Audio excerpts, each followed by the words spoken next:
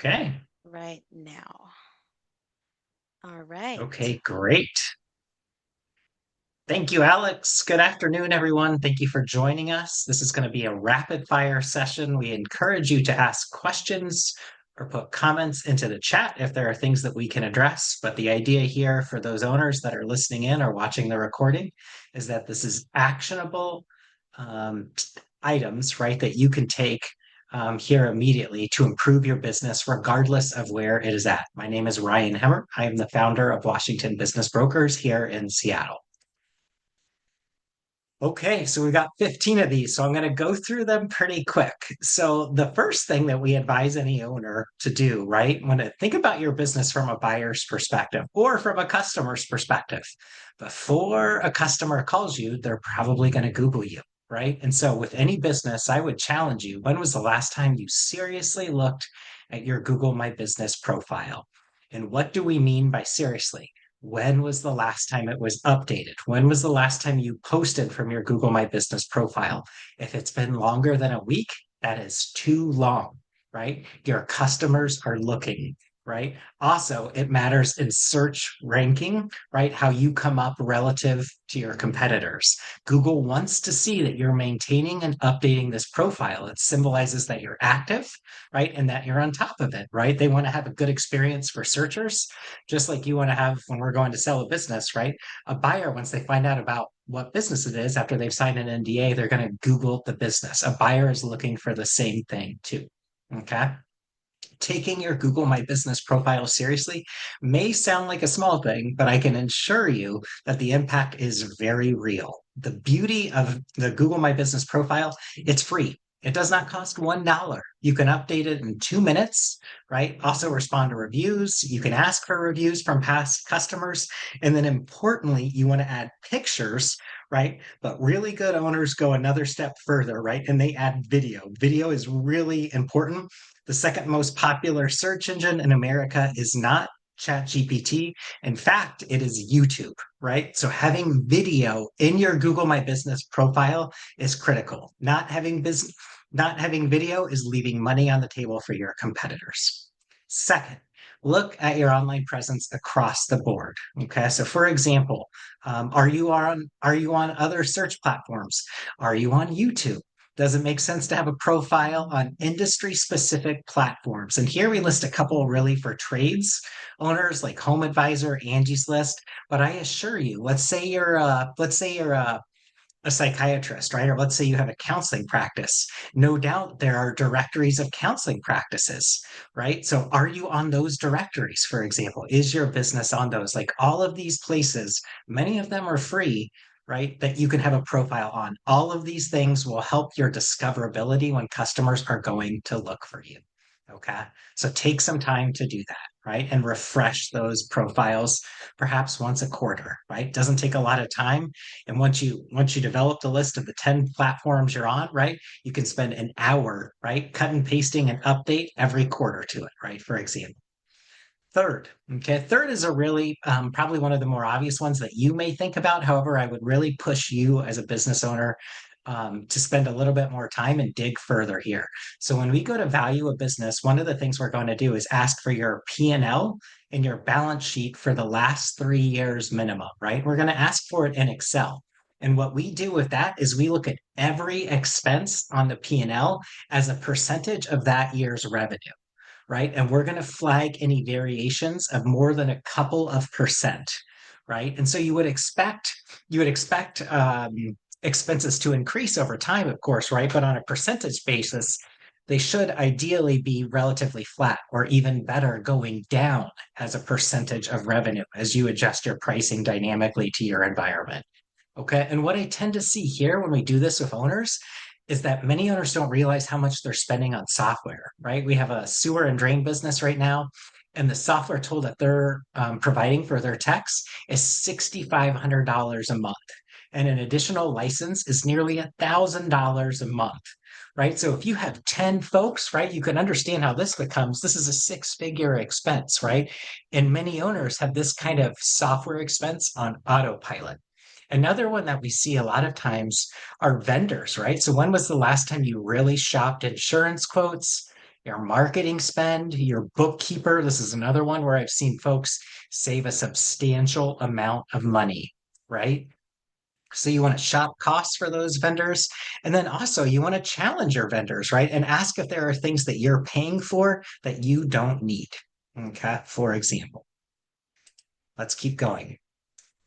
If your business is challenged, right, make the cuts immediately you know you need to make to survive.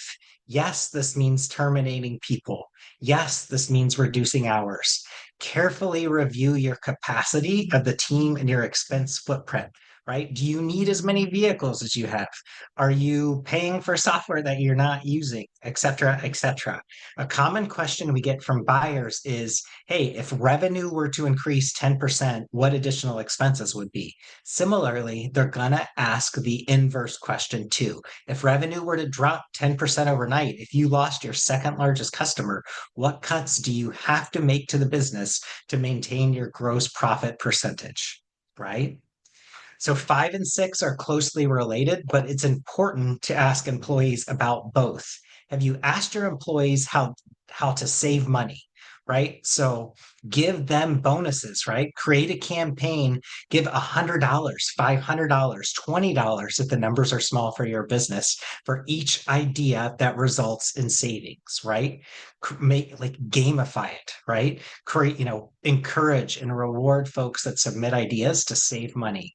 You see this going on in bigger companies now too, right? A lot of CEOs have created email addresses, right, or given out their cell phone number and asked employees to text them, right? And in some cases, I think that Boeing, I follow the Boeing CEO closely here locally, right, because he's a really respected operator and he's turned around multiple multi-billion-dollar businesses. One of the things he did is ask for input from direct frontline workers at Boeing, right? So production engineers. Guess what? He got back over 1,000 ideas, and you can bet your tail that many of those ideas are going to get implemented over time. Okay. So, same sort of thing here with number 6. Have you asked your employees for their ideas to grow? Right. So, same sort of thing. Give bonuses or incentives, right, to for ideas, right, and then share. Right. As somebody comes up with an idea or an adjacent product or service line, right? Like let them participate in the upside there. 7. And I see a lot of professional advisors struggle with number 7. And this is really where this recommendation or step is coming from. So let's say you offer pricey landscape and design projects, okay? And let's say those projects typically cost $30,000 to $250,000. Could you offer on your site? Could you offer a $250 1 hour consult? Could you offer $500 for 3 hours for a landscape architect to come out to somebody's property? Right. And of course, you're not going to make much money, or you might even lose a little bit of money on that offering, but it's about reducing friction and overcoming objections for customers to try you out, to learn about you, to see your expertise or your service in action. So I'd encourage you to think about how you could make it easier to consume your product or services. Number 8, even though it says number 4, thank your past customers. So give them something of value, right? A lot of times I see owners that have no touch point with past customers, and this is a real big mistake. We have a landscaping business now. They send out 2 emails each year, one going into the winter in the Seattle area, and they say, hey, here are some tips to winterize your yard. And here are some proper ways to maintain shrubbery, to maintain grass, to maintain trees. And then guess what? They send a similar email out in the spring, right? And importantly, those 2 emails, which again, maybe it takes them an hour or 2 hours to really articulate an email, or maybe the email is the exact same from year to year because it's evergreen content, right? They're sending that email out not just to active customers, but to past customers too. And think about it from a landscaping owner's perspective, right? Those past customers, sure, they may have had somebody move, but guess what? Someone that may have moved 3 years ago, they may be in a bigger home now, and they may be looking for a new landscaper, right? So, and you never know who that email is going to get forwarded to. So, again, continuously think and stay top of mind with your past customers. Okay. Next, number 9, when was the last time you benchmarked your offering against your competitors? And I don't mean just price. A lot of people just think about price. Response time is a big one. And for my neighbors, right, I'm in a townhouse. And for the six of us, me and my fellow townhouse owners, right, we decided we wanted to share the cost to get fencing around our property. Okay. And so we got three quotes. The fencing company I recommended took over 3 weeks to send someone out to do an estimate, right? The fencing company my neighbor spotted, right, from a billboard, they sent somebody out within about a day, right? 2 days to do the fencing estimate. Which one do you think left more of an impression, right, with me and my neighbors? It was the same thing for getting a written estimate. I had somebody come out after 3 weeks. The gentleman finally shows up. He says he's going to send the estimate in writing by the end of the next day. Guess what? Estimate doesn't come. This is the number one trades business in this. This is the number one fencing business in the city of Seattle. And I had to call them multiple times to get a written estimate. Right. So think about that. Like how much money, if they did that with me, think about what that estimator is doing with other leads for that fencing business too. Okay. So, and then, again here, like what does the deliverable include when you get an estimate, right? With the firm that was very quick to respond, they sent a video about what to expect with their estimate, right? And my neighbors loved that they could see a video, right, with it, in addition to just the PDF with the written estimate. So, just kind of, really modern kind of marketing, really modern delivery, and really modern experience, right? That frankly customers are looking for and expecting today.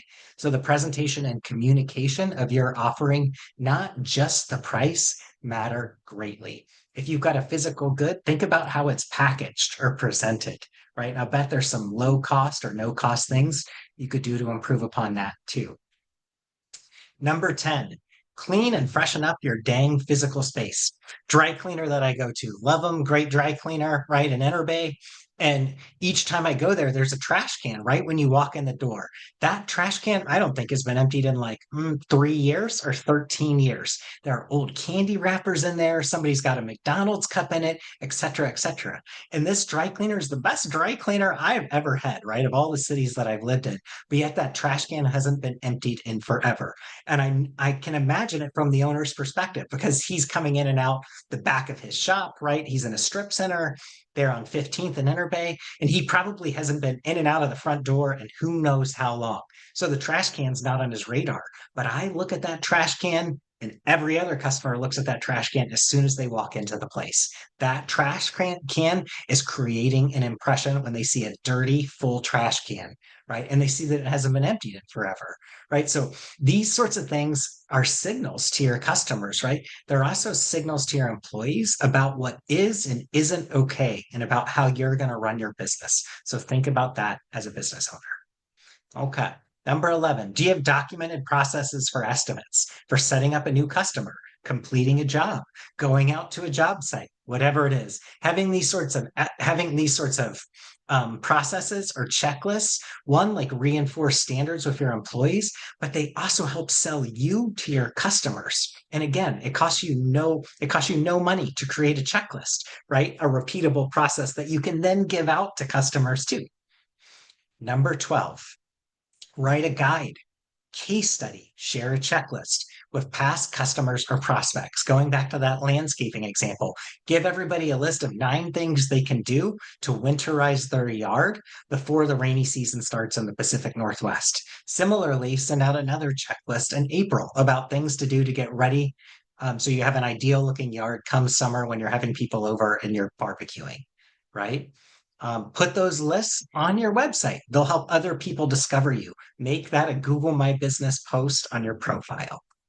Okay, are there partnership opportunities for your business? Could you pay referral fees to others for new business? Have you done that? Have you considered it? Right? I bet there's an opportunity there.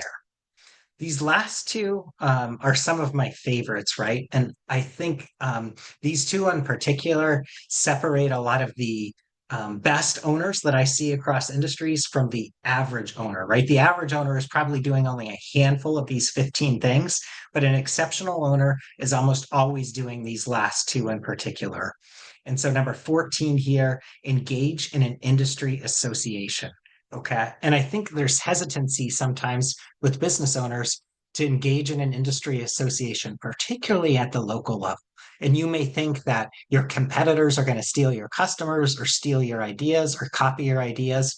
And a little bit of that, there might be some truth to that depending on the industry. However, I would greatly challenge you here. We've got a roofing owner in the Northwest, right? And he's an officer of the Roofing Association for the Northwest. As soon as I saw that, I knew I was going to like the owner, right? Because that signals that he's up to date on safety practices. That signals that he's shopped insurance. He knows what labor rates are for people. He knows all about crew leads that his competitors have, et cetera, et cetera. Right? Like there's just only good things that come from being engaged in an industry association at the local level or at the national level. You can learn different things from the local level or the national level. And then finally, through SCORE, right? So if you're not familiar with SCORE, SCORE is funded by the Small Business Administration. SCORE stands for Service Corps of Retired Executives. Okay. We've got an auto shop. We just had one of the businesses we sold last month was a high-end repair shop, car repair shop on the east side, okay, serving German and luxury brands. The buyer for that shop already owned another shop, and she had a SCORE coach, okay? A SCORE coach is free, and the SCORE coach that the buyer had, I knew. He's a retired CPA from a Big Four accounting firm. She knew her numbers and her profitability for each of her repair techs, right? For each of her mechanics in her shop. And she knew her profit per job better than any other shop owner, car repair shop owner I have come across, right? And I have talked to many in the last 5 years, all over the Northwest. Okay. And a big part of why she was so educated, yes, she was sharp, right? But um, she also had a lot of coaching, right? And she had a lot of learnings from the SCORE coach that she had, right? Who helped her better understand the financials and the profitability for her business. Okay. So these 15 things, again, this recording will be on YouTube, right? So I encourage you to go through this list. And just a couple of other things we'll point out really quickly before we end for today. So if you're wondering about the sale process to sell a business, right? We always describe it in 3 high-level steps. So first, we think of as preparation and valuation. This is everything that happens between us and with an owner before we take the business to market. Okay, so you can see we would, of course, start with a valuation range, organize financials. We would review that valuation range with commercial lending experts to get your business pre-qualified for financing. Then we would prepare confidential marketing documents. And then finally, we like to do a video interview with the owners on growth levers, key employees, and to talk about their competition.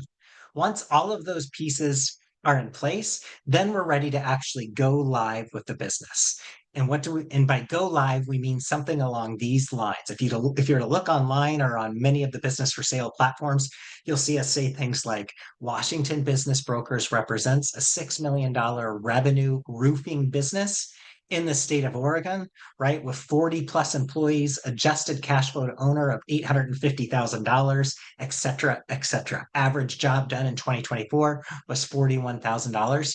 For more information about this business and the confidential opportunity, go to wabusinessbrokers.com, submit your information in an NDA. Your NDA will be reviewed and verified. Once it's been verified, we will release confidential marketing docs to you as the buyer. Notice there was nothing in that ad-libbed narrative, right, that IDs you as the owner or that IDs the name of the business as well, too, right? All of that's to protect your confidentiality and anonymity as we work through the sale process. So at that point, the business is live on all of these business for sale platforms. We have engaged our buyer email list of thousands of buyers across the Northwest that are active, right? And then in addition, it's on many, many different websites, the blind write-up, that is. Finally, once we have a buyer and we have agreed on a deal structure, transaction structure and a price that works for you, we're officially in step 3 here, which is called simply working to a successful close. There's 4 things that kind of happen concurrently in step 3. The first, of course, is that the buyer at that point has the right to do due diligence, right? So they are allowed to see much more financial information and documentation about the business. So due diligence is going on. While due diligence is going on, our buyer's going to have an attorney, and you, as the owner, are going to have an attorney. The attorneys are going to be taking that letter of intent. That was the output from step two of the process, right? Of the marketing and negotiations. And they're going to be mapping that letter of intent, which is a deal outline, to a legally binding purchase and sale agreement. So that's what we mean by drafting of legal documents. While due diligence and drafting of legal documents are going on, right, by the attorneys, we'll be spending a lot of time with the buyer's financing partner, right? Because the business is going to go through underwriting and credit review, right? Just like the buyer is going to go through underwriting and credit review too. Once all three of these swim lanes, right, or bodies of work in phase three are showing green, right, then at that point we're going to initiate escrow, which is going to kind of quote unquote take us home and legally affect the sale of your business, right? Legally affect the transaction where legal ownership changes and you as the seller receive cash consideration for the business. Okay. We've got lots of resources on our website. The final thing I'd say today, keep in mind, regardless of the type of business or industry or size or location, whatever it may be, these questions right here, a buyer's going to ask about your business. Thinking about these questions ahead of time can help you optimize the outcome, right? When it comes time to approach the sale process. So how much cash does the business generate? What is the valuation based on? Is it based on the average of the last 2 years of cash flow? Is it based on the trailing 12 months? What is the owner's role? How many trained employees are there? How do I grow it? And then is there any type of concentration? Okay. We've got lots of other answers to all of these questions and many more on our website, right? We've got blog posts, we've got videos, we've got a selling guide, etc. I'd encourage you to check those out. And then if you'd like to talk confidentially, you can book a confidential consult in 3 clicks on our website. Again, our site is wabusinessbrokers.com. These conversations are always confidential, always. Again, thank you for joining us today. My name is Ryan Hemmert, and I am a business broker and founder of Washington Business Brokers in Seattle. Thank you. We'll stay on just for a moment if anybody has any questions, and otherwise, have a great rest of the day.